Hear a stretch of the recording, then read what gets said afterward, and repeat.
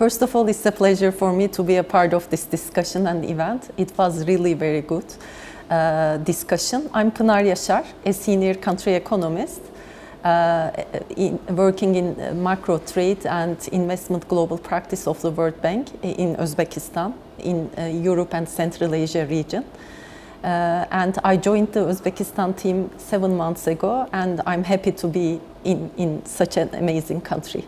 We have a very strong and long partnership with government of Uzbekistan, and the World Bank country program in Uzbekistan is one of the largest in Europe and Central Asia region.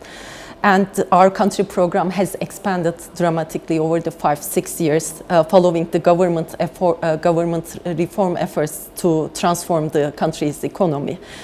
When we have a look at the last 6-7 years, we see that significant reform action were taken by the government. Liberalization, modernization of agriculture, energy sector reforms, fiscal reforms, so many reforms, social protection, labor market reforms were taken by the government, and they had an impressive impact on the economy. We see that despite sizable external challenges, the prolonged impact of COVID pandemic and the war in Ukraine, we see that Uzbekistan continued to grow and was very ambitious to implement this strong reform agenda. And we have seen that with strong growth and significant improvements in social protection system, poverty has declined dramatically over the 5-6 years. Having said that, of course, more needs to be done going forward in order to reach ambitious targets that were set by the government in late 2021 by the new development strategy of New Uzbekistan. So Uzbekistan aims to be an upper middle income country by 2030 and also half the poverty rate by 2026.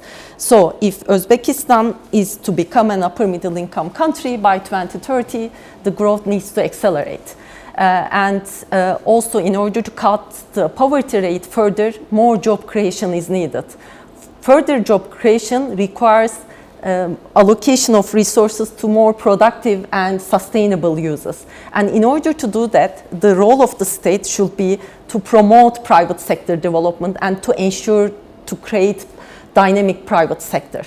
And also, in addition to that, inclusiveness of the growth is very important. So further policies needs to be implemented in order to increase the economic participation of disadvantaged groups, vulnerable groups, women, young, into the labor market. So this is one of the main challenges. Also, I would like to emphasize that greater global integration on the back of stronger trade and foreign direct investment linkages and improved logistics are critical going forward. So currently Uzbekistan faces several challenges: climate change, the impact of geopolitical tensions in the region, slowing global growth, increasing inflation, and I will say it is the perfect time to accelerate the structural reform and support growth to reach these ambitious growth targets.